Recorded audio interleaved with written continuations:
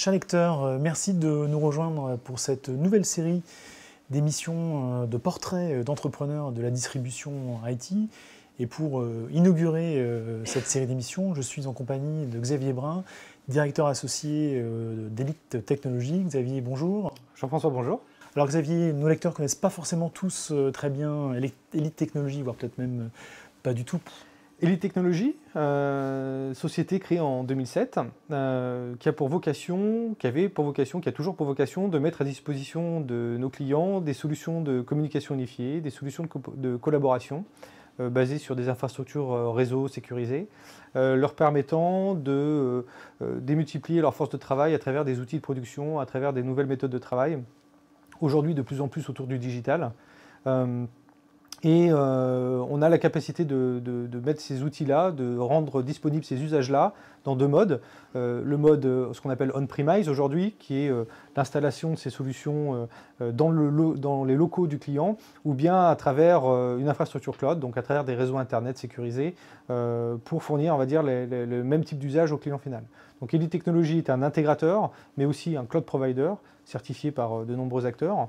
On travaille essentiellement avec Cisco, avec qui on a un fort niveau de partenariat, et puis avec d'autres acteurs comme Microsoft ou Polycom, qui nous permettent, avec leurs produits, leurs solutions, leurs logiciels, et bien de fournir le meilleur des solutions pour nos clients. Alors je reviens sur la création d'Elite Technologies, puisque Elite Technologies va fêter cette année ses 10 ans, je crois. C'est ça, au mois de juillet. Question basique, comment vous êtes venu cette idée de création d'une activité dans la distribution informatique ? Alors, moi, il y a 10 ans, j'étais chez un gros intégrateur franco-belge, on pourrait dire. Tu fais maintenant partie d'un opérateur français, c'est ça ? Qui maintenant fait partie d'un opérateur français. Donc, j'ai fait mes armes là-bas pendant 2 ans, où j'ai beaucoup appris. J'ai une formation d'ingénieur dans le monde du réseau et des télécoms. Donc, j'ai pu, on va dire, très fortement m'imprégner de la culture du monde des switches, du routage, de la téléphonie d'entreprise, de la voix sur IP. Donc moi je viens de ce monde-là, et mon associé Henri Abenezra vient du monde de la bureautique, donc était chez un très gros intégrateur de solutions bureautiques et de solutions d'impression, et nous est venue l'idée en 2007, même 2006, puisque en fait on a mis 1 an pour bien mûrir l'idée, en 2006 de se dire comment mettre à profit des PME, des solutions innovantes qui allaient leur permettre de démultiplier leur force de travail, à travers des outils de productivité, à travers de la mobilité, à travers des solutions de communication. Donc on voulait amener le meilleur des technologies sur lesquelles moi j'avais pu travailler chez un grand intégrateur, donc des technologies réseau, des technologies de sécurité, des technologies de communication unifiée. Et puis Henri, lui, venait du monde des solutions d'impression avec une très forte capacité à adresser le monde de la PME, le monde de l'ETI, et la capacité aussi à être capable d'amener des solutions de financement, d'avoir une bonne approche client, avoir un très bon service client, et puis toujours dans la notion d'être capable d'amener tout ça sous forme de bundle. Donc l'idée c'était de construire des packages pour nos clients, packages complets, en leur disant avec ces solutions-là, eh bien, ils allaient pouvoir mieux travailler au quotidien et faciliter la collaboration entre eux, avec leurs clients, avec leurs fournisseurs. Donc c'était un petit peu l'idée. Fournir une solution complète qui allait permettre à nos clients de mieux travailler, donc toujours autour du réseau, de la sécurité, de la communication unifiée, des solutions qui initialement peut-être étaient réservées à des grands comptes, mais qui finalement nous voulions les descendre, démocratiser auprès de la PME. Donc ça n'a plutôt pas trop mal marché, puisque en 2009 on a eu un award de la part de Cisco sur notre capacité à délivrer des services de communication unifiée dans le monde de la PME. C'est un award qu'on a eu à Boston qui nous récompensait d'un point de vue européen, donc ça a plutôt bien marché à l'époque. Alors pour revenir sur la création, on a parlé des motivations business, mais il y avait des motivations aussi personnelles, parce que c'est un changement de vie aussi. C'est complètement un changement de vie, tout à fait. Ouais. Donc moi j'avais 27 ans, bah voilà, je vous ai tout dit, j'avais 27 ans, 27 ans à l'époque. Donc c'était un challenge pour moi, j'étais jeune, alors je suis marié avec un enfant à l'époque. C'est un challenge, quand on est jeune, j'habitais Lyon, on est prêt à se lancer dans des aventures, on a décidé de se lancer, on est monté sur Paris pour créer la société. Pour mon associé Henri, qui est un peu plus âgé que moi, c'était pas pareil. C'était un peu plus compliqué. Il a eu une opportunité de créer des technologies. Il a eu d'autres opportunités en parallèle. Donc pour lui, c'était vraiment Un challenge. un challenge, un changement de vie, de se dire on y va, on se lance, on met de côté un petit peu ce qu'on a vécu et on repart entre guillemets à zéro pour reconstruire quelque chose. Donc au-delà de la technicité ou de la réalisation de notre activité, c'est la capacité de se dire on repart de zéro et on va et on fait pour arriver à un objectif qui est de se faire plaisir au quotidien, c'est très important, et d'arriver à délivrer des solutions pour lesquelles les clients sont contents. Alors justement, vous parlez de cette récompense avec Cisco à Boston, donc c'est une illustration du succès des technologies. C'est quoi pour vous seraient les clés du succès ou de la réussite, si on peut, je sais que le mot est un peu galvaudé, mais si on peut dire les choses comme ça. Alors, aujourd'hui on a 10 ans, donc je ne sais pas si on a le succès ou pas, j'en sais rien, en tout cas on est encore là. Ce que je peux dire, c'est que si on est là, c'est parce qu'on a beaucoup travaillé. Le travail, c'est une composante essentielle, je pense, de la vie d'un entrepreneur. C'est énormément d'investissement, un investissement de temps, un investissement personnel, un investissement familial aussi, parce que quand on est entrepreneur, c'est toute la famille finalement qui est entrepreneur. Il faut être suivi. Et puis c'est un challenge au quotidien pour se former, pour amener les technologies, pour trouver les bonnes solutions, pour être certain que ce que l'on fait va permettre de desservir au mieux le client. Donc il y a cet investissement humain, il y a le travail qui est important, et puis il y a vraiment la passion qui va nous pousser au quotidien pour dire voilà, ce que l'on fait c'est bien, ce que l'on fait c'est une vérité quelque part pour le client. Quand on va lui positionner nos solutions, eh bien, on est certain que c'est quelque chose qui va lui permettre de grandir et aussi de nous faire grandir. Alors ça c'est pour le côté succès, mais bon, ça ne se fait pas sans difficulté. Hein. C'était quoi les principaux obstacles, ou d'ailleurs toujours peut-être les principaux obstacles pour réussir dans ce secteur ou dans ce milieu? Alors, quand on a monté Elite, on est vraiment parti de zéro, donc zéro client. On est parti sur nos fonds propres aussi, donc c'est aussi un investissement financier quelque part. Donc le financement, le problème du financement, c'est une contrainte.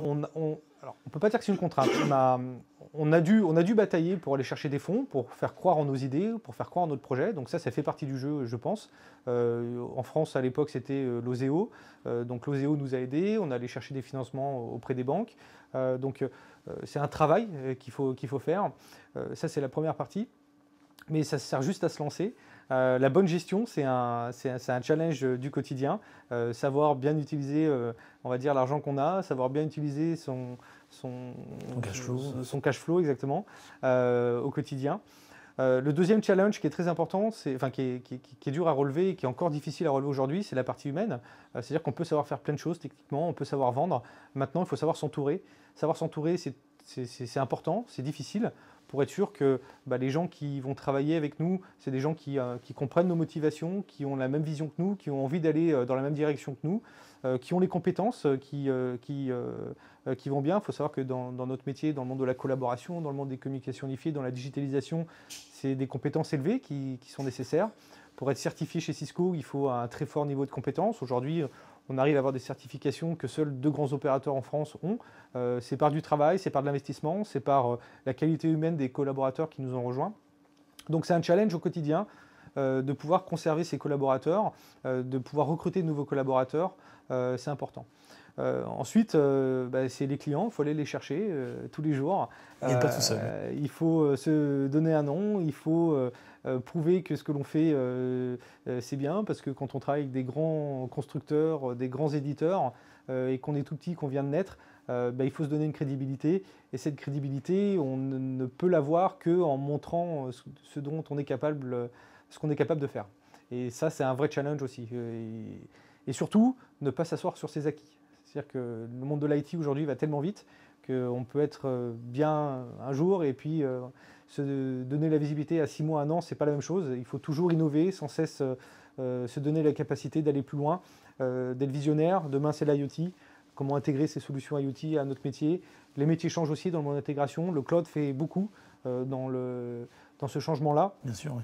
Bon, avant, on avait des ingénieurs qui installaient des produits ultra complexes. Aujourd'hui, c'est plutôt des ingénieurs qui vont réfléchir à comment industrialiser des solutions dans le cloud. Donc, ce n'est pas tout à fait les mêmes méthodes de travail. Donc, le monde de l'informatique va très vite et un des facteurs de réussite, je pense, c'est d'être capable de s'adapter à cette évolution de l'IT aussi rapidement que l'IT va. Alors justement, cette évolution rapide de l'IT, c'est qui fait qu'aujourd'hui, Elite est positionné comme il est positionné. C'est quoi les points forts d'Elite qui font que vous arrivez à prendre des marchés à vos concurrents ou en tout cas à gagner de nouveaux marchés? Alors, Elite Technologies, on est encore une société à taille humaine, donc ça nous donne la capacité d'être très agile, d'être très flexible et surtout d'être très proche de nos clients.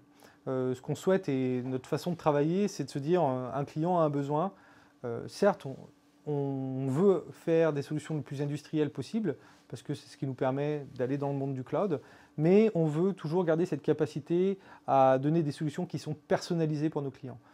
Donc amener de la valeur, mais en étant très proche de notre client, c'est ça un petit peu qui va faire la différence avec technologie. Ensuite, on a un très haut niveau de certification chez nos confrères fournisseurs, constructeurs, éditeurs, qui nous permettent d'assurer à nos clients un haut niveau de qualité dans les solutions que l'on rend, aussi bien quand on installe chez eux, quand on les fournit en cloud, et puis dans toute la vie de notre client, parce qu'on suit nos clients à travers des contrats d'infogérance, des contrats de maintenance, ou plutôt du service manager, aujourd'hui on dirait. Donc cette capacité à délivrer ce service-là à travers nos équipes, à travers l'ensemble de nos collaborateurs, c'est ce qui fait aussi la différence chez Elite Technologies, en tout cas, dans notre capacité à adresser le marché et à fournir, on l'espère en tout cas, un service de qualité. Donc, pour résumer, agilité, personnalisation, proximité et excellence technologique. Agilité, facilité, excellence technologique. Voilà. Alors, on arrive au terme de cet entretien, Xavier. Je voulais vous poser une petite question. Si je dois, ou un de nos lecteurs voulait devenir demain entrepreneur dans l'IT, quels seraient les bons conseils que vous pourriez lui donner? Je pense qu'il faut croire en son projet. Il faut bien écouter le marché. Il faut bien écouter les tendances technologiques et puis s'investir à fond, savoir s'entourer. Parce qu'on peut être un super technicien, mais si on ne sait pas vendre ce qu'on sait faire, ça ne sert à rien. On peut être un super vendeur, mais si on n'a rien à vendre, ça ne sert à rien. On peut avoir un super vendeur et un super technicien, mais si on ne sait pas facturer ce qu'on vend, ça ne sert à rien. Donc les composantes essentielles de la réussite, c'est aussi la partie, alors dans notre métier, la partie technologique, la partie commerciale, et puis la partie, entre guillemets, gestion. Et c'est la combinaison de ces trois aspects qui est importante quand je pense qu'on se lance dans l'entrepreneuriat. C'est pas de se dire tout seul, j'arriverai à tout faire, c'est compliqué. Et puis, on ne sait pas forcément tout faire. Faire une facture, c'est pas si simple que ça finalement. Parce qu'une facture, il y a un bon de commande, un bon de livraison, il y a tout un tas de choses. Eh bien, je propose qu'on conclue là-dessus. Xavier, merci beaucoup d'avoir Merci Jean-François, merci pour cette invitation. J'espère que les lecteurs seront aussi sensibles à votre franchise. Et je leur donne rendez-vous dans une prochaine émission pour un nouveau portrait d'entrepreneur d'attribution. Merci, à bientôt.